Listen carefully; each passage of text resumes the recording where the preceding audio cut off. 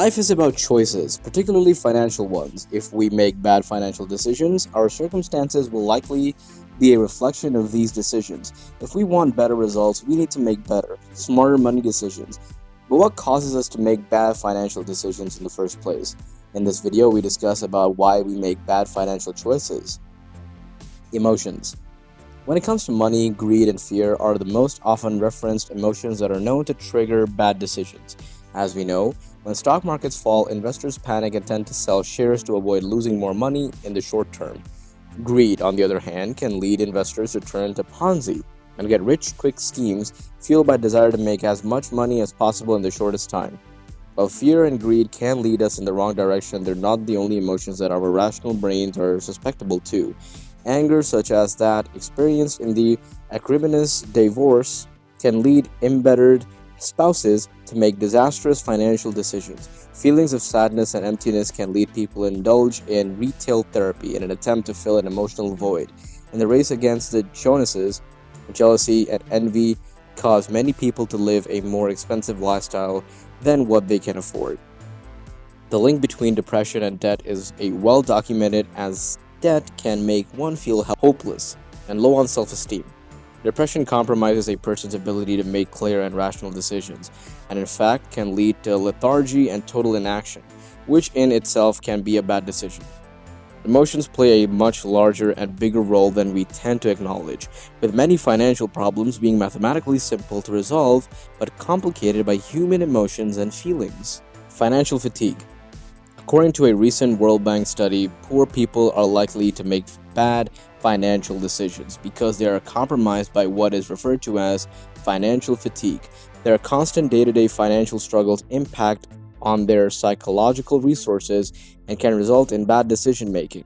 Being heavily indebted or being in dire financial straits can lead people to believe they will never emerge from their financial struggles and, as a result, more likely to continue making poor decisions. By way of example, financial fatigue can lead a heavily indebted person to spend money buying lottery tickets instead of paying off debt. Tired of constantly worrying about money, running on the treadmill and living hand to mouth, those who suffer from financial fatigue are less resilient and more susceptible to bad money decisions. Lack of self-control. When it comes to creating long-term wealth, self-control can be more important than intelligence.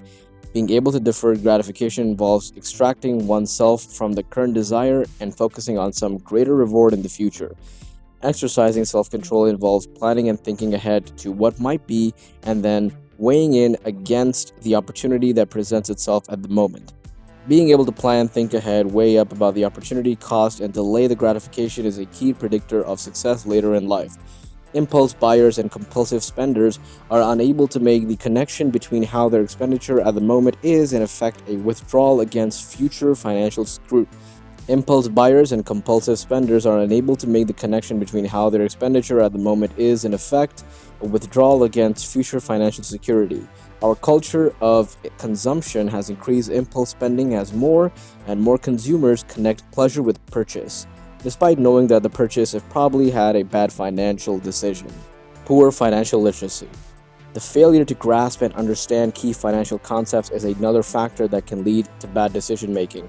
Essential money skills such as knowing how to draw up a budget and keep track of expenditure are important life skills that are very often not taught at home or school.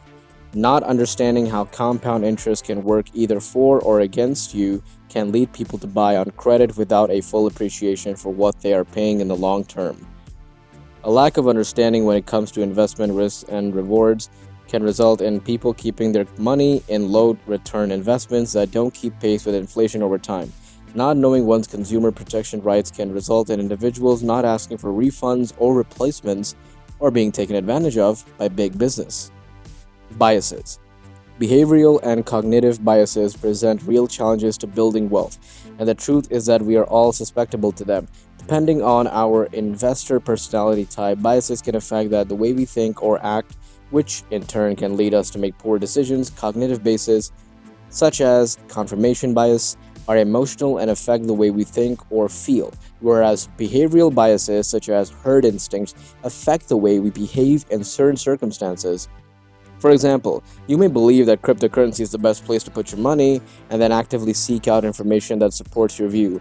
By succumbing to the confirmation bias, you deliberately filter out information that is contrary to your opinion.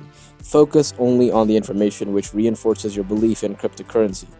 Herding is a common behavioral bias which results in investors following each other rather than undertaking their research and analysis. Using a safety in numbers approach, investors herd together for fear of missing out on an investment opportunity, not getting advice.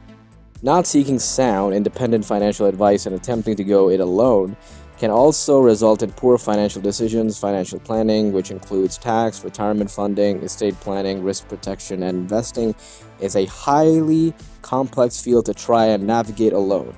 The belief that one knows more than an experienced, qualified advisor is known as an overconfidence bias. In many instances, it's a case of you don't know what you don't know, simply because financial planning is not your area of expertise.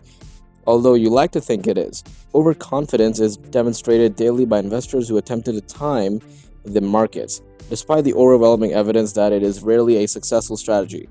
Whether it's through overconfidence or lack of trust, not having an advisor who can guide you can result in bad financial decisions being made. Information overload. The sheer volume of information and disinformation makes it difficult to filter through the noise and make sound financial decisions. The number of investments, types, and options available to would-be investors is extensive, and information overload can lead to analysis paralysis, being so swamped with information that you make no decision at all, which can serve to compound your financial problems. This is it for today. Subscribe to our channel for more videos. We will see you in the next video. Goodbye.